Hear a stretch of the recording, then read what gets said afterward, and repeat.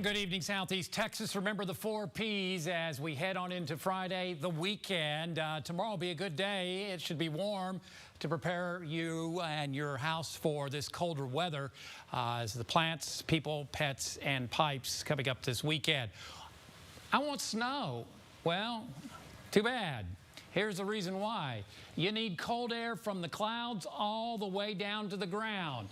On the trip down, from the clouds, those snowflakes are going to encounter a warm layer or warm nose between 6,500 feet and 2,700 feet, melt.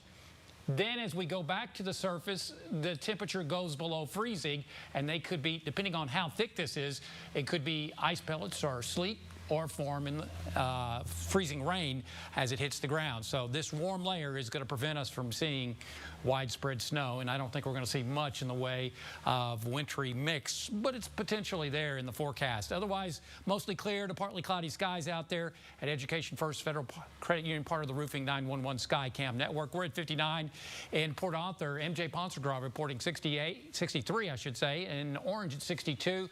Further to the north, Jim Monk and Warren is at 57 currently into Jasper. Temperatures are into the 60s over much of the state, 40s up into the Texas Panhandle, and that Arctic front is moving on out of the Dakotas. It is now down towards central sections of Kansas. You see some of that cold air draining southwards. We won't see that, but we will see a nice cool down across southeast Texas. Moist southerly flow off the Gulf of Mexico, preparing us for the potential for stormy weather coming up tomorrow evening. Tonight, though, temperatures going to get into the middle to upper 50s and lower 60s.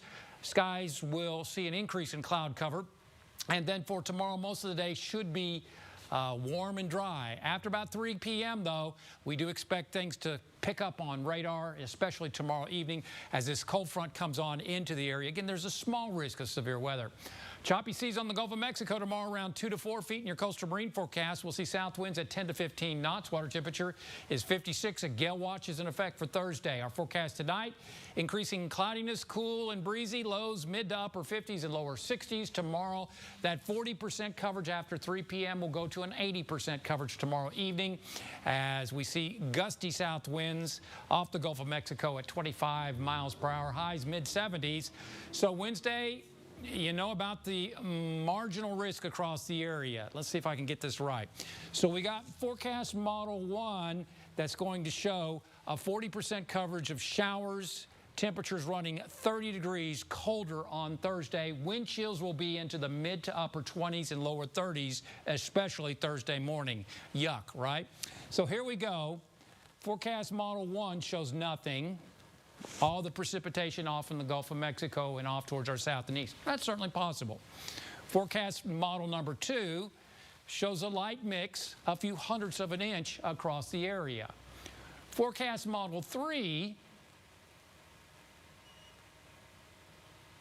has backtracked. A light mix and not an ice storm. So we'll go with a light mix of some freezing rain, maybe some sleet. Accumulations are possible, but probably unlikely at this time. Besides, it'll warm up above freezing as we head into the late morning hours. Then you better be ready, especially here in the Triangle. I think we could go at 28, 29, mid-20s in the lakes area Saturday morning. Highs only in the 50s over the weekend. So it is going to be a cold weekend number 2. Then a chance of showers as a sluggish warming trend begins as we head towards Tuesday of next week. Near normal temperatures are expected by then.